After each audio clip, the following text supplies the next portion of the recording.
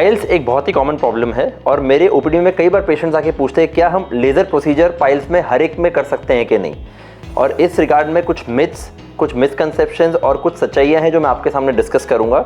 Hello friends, मैं doctor Arun Bhardwaj, senior consultant and unit head advance laparoscopic bariatric and robotic surgeon at Akash health care super speciality hospital Dwarka, Delhi.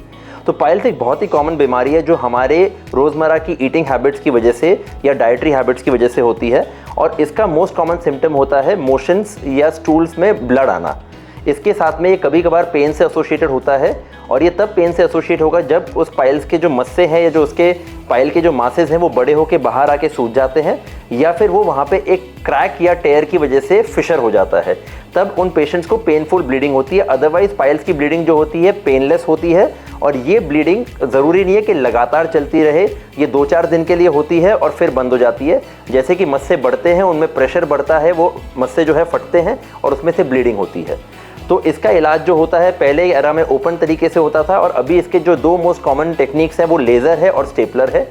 Yes, दोनों indications या दोनों procedures के एक specific indications हैं। तो कुछ इंडिकेशन में हम लेज़र परफॉर्म कर सकते हैं, जैसे कि अर्ली ग्रेड पाइल्स हैं या फिर जो लेट ग्रेड 3 तक के हेमरॉइड्स हैं, उनमें हम बेसिकली लेज़र कर सकते हैं और उससे उनका रिजल्ट अच्छा रहता है। येस, लेज़र की वजह से पेशेंट की रिकवरी फास्ट होती है, पेन कम होता है, बाहर कोई हमें मस्से एक्सरसाइज करने की ज़रूरत नहीं पड़ती है। अगर होता है तो मेन छोटा सा कोई कट होगा और उसकी वजह से रिकवरी काफ़ी अच्छी होती है। तो जो डर पेशेंट्स को होता था कि हमें मोशन के टाइम पे सर्जरी के बाद में प्रॉब्लम होगी, वो डर सेटल हो जाता है। 15 से 20 मिनट का प्रोसीजर होता है, डे केयर प्रोसीजर है, ऑपरेशन थिएटर में लेके करते हैं लेकिन सेम डे या मैक्सिमम अगले दिन डिस्चार्ज कर देते हैं।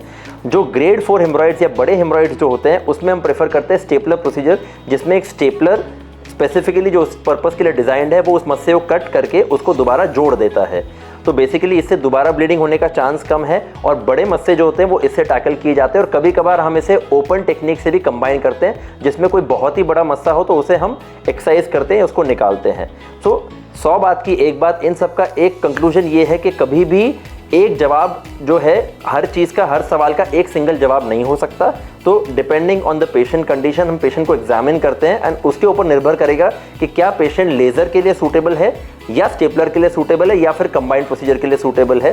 तो हमारे पास पाइल्स के लिए मल्टीपल सोल्यूशंस अवेलेबल हैं और वो हमें पेशेंट के अकॉर्डिंगली हमें उनको जो है उसको डिज़ाइन करके या उसको अकॉर्डिंगली हमें ट्रीटमेंट में यूज़ करना पड़ता है। तो कोई भी अगर आपको प्रॉब्लम है आप आके हमसे कंसल्ट कर सकते हैं and we will be happy to help you. Thank you.